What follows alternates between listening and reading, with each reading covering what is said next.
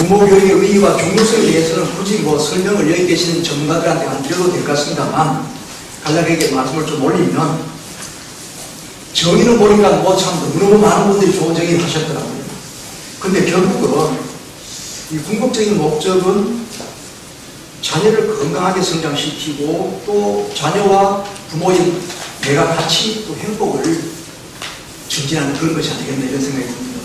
이 부모의 나 자신의 성찰 또 자아발전까지의 배경으로 좀 확장되는 이런 것이 좀 보였습니다. 저는 이제 사실 학부모 쪽 중심으로 연구하는 사람인데요. 학부모 교육하고의 차이점은 뭐 다른 것보다는 인생 전체의 관점에 봤을 때는 학부모 교육은 학년기라고 그러잖아요. 유치원부터 고등학교까지 해주고 그 미성년 자녀를 가진 부모들의 학년기 동안의 관계라면 우리 부모 교육은 정말 일생 전체적으로 좀 다루는 그런 큰 것이라고 보아집니다. 부모의 역할과 의dom이 날로 날로 증가된다는 것이 많은 분들의 좀 지적이었습니다. 보면 변함없는 사실은 부모라는 것은 자녀의 안전이라든가 건강을 책임지는 그 가장 중요한 사람이라는 건 인간의 역사에 변함이 없는데, 과거에는 주로 이제 의식주를 해결하는 그런 어떤 보호자, 물질적 제공자가 중심이 됐다면 오늘날에는 말단, 학습 능력의 향상을 중심으로 하는 이런 중요성이 좀 커지고 있고요. 사주기입니다. 그리고 이제 이 최근에 들어서는 우리가 잘 아는 대로 부모 교육의 흐름이 점점 더 성장한다. 왜 뭐 많은 분들이 지적했지만 핵가족이니까 부모 세대라고 살지 않으니까 부모님에 대한 어떤 코치, 지도 이런 것도 좀 배울 기회도 좀 없고, 또 그리고 이제 이 가족 지원이 또 어렵다 그러잖아요. 그리고 하나는 그 양육 노하우에 이제 이런 전수도 안 되는 뿐 아니라 부모가 자녀를 키우는데 이 집안뿐 아니라 사회적인 간섭이라는 것도 너무 많은 것 같아요. 애를 왜 그 모양으로 키웠냐, 뭐 잘못하면 요새 그냥 TV 신문을 나오고 인터넷 올라가고 난리 나잖아요. 우리가 부모의 역할 중요성이라든가 어려움은 다 알고 있고 하지만 준비 없이 그냥 부모가 되는 그런 세상 아닙니까? 그래서 부모됨에 대한 제대로 된 부모 교육이 좀 필수적으로 요구되는 시대다, 이렇게 저는 좀 봤습니다. 특히 88년도에 의화교육진흥법, 또 91년도에 영유아 보호법이 만들어져서 사실은 좀 정말 체계적이고 구체적인 우리 부모 교육이 좀 시작됐다고 볼 수 있습니다. 2000년대 이후에는 정말 좀 활성화되는 이런 것이 있다고 보여집니다. 학부모 교육의 그 좀 추진 과정을 좀 말씀드리면, 이 80년 민주화 이후에 그 학부모 단체 등에서 학부모 교육을 많이 좀 했거든요. 지역사회 교육협회라든지 참교육 학부모회, 인간교실 학부모인데, 제가 이제 그 인간교실 학부모에 대해서 활동을 좀 한 10년간 하고 있기 때문에 누구보다 제 이야기를 좀 알고 있습니다. 2009년도 올해는 잘 아시다시피 우리 정부에서 최초로 학부모 정책을 담당하는 부서가 만들어지고 해서 본격적으로 시행이 됐고, 그 다음에 정부 학부모 지원센터가 개소돼서 본격적인 학부모 교육도 하게 됐죠.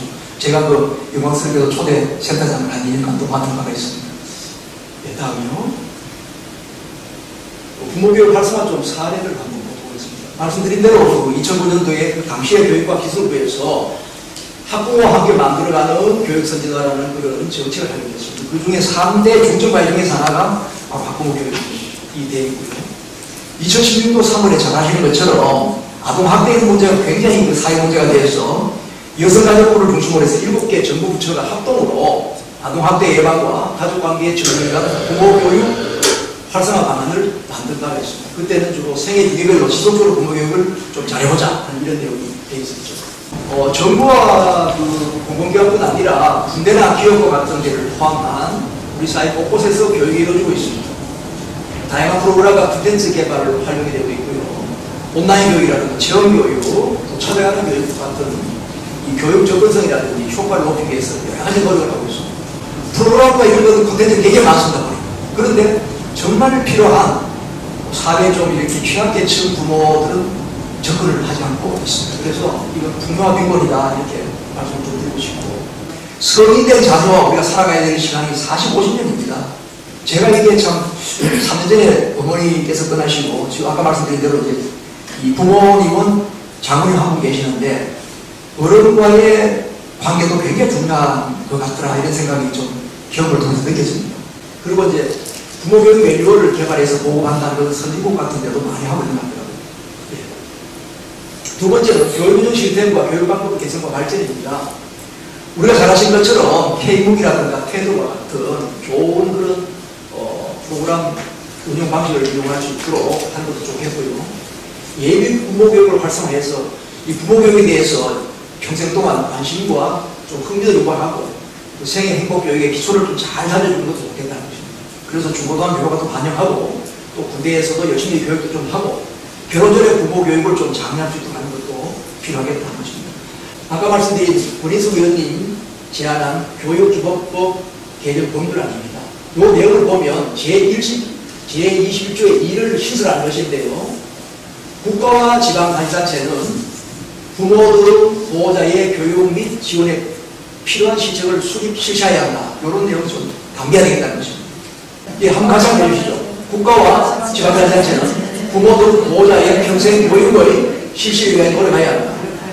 2항 국가와 지방자치단체는 부모교육 프로그램을 운영해야 하고 대통령령으로 정하는 바에 따라 재정적 지원을 합니다. 이 내용을 좀 담자는 것이고요. 19조 5는 부모교육 지원센터를 설치하는 것입니다.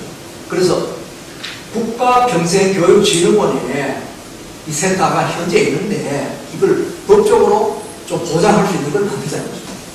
부모님들의 절대 다수는 의무교육 수혜의 필요성을 인정합니다. 부산 같은 경우는 거의 한 90%고요. 강원도도 한 3분의 2 정도가 절대 다수가 하고 있고. 그런데 사회적인 저항이라든가 무리 없는 정착을 위해서는 자연스러운 이해관념이 필요하겠다는 것입니다. 1단계는 관심과 분위기 확산을 위해서 다양한 혜택을 부여하고, 두 번째는 참여가 확대되고 활성화된 이후에는 이 법을 통해서 제도를 정착시키는 것입니다.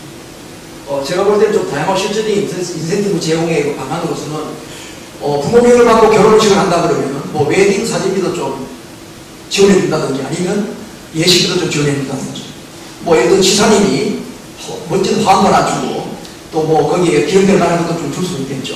뭐 시장인도 할 수도 있을 것이고. 99년도에 발생한 미국 고등학교 최대 총기 사건인 콜럼바인 고등학교 총기 사건입니다. 자기 아이와 친구 아이 2명이 학교 숙제밭을 만들었어요. 그 두 아이를 포함해서 15명이 죽고 24명이가 부상나고 아주 큰 끔찍한 일이 벌어졌습니다.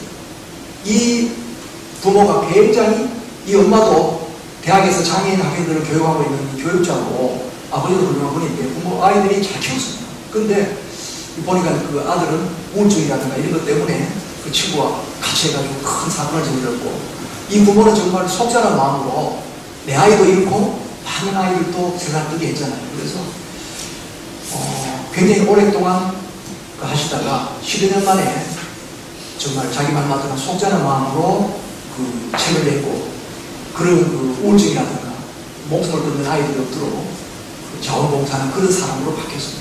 부모 세대가 청장년기일 때, 아이들이 아동 청소년기일 때는 우리 부모는 보호자, 양육자, 교육자가 될 것이고요.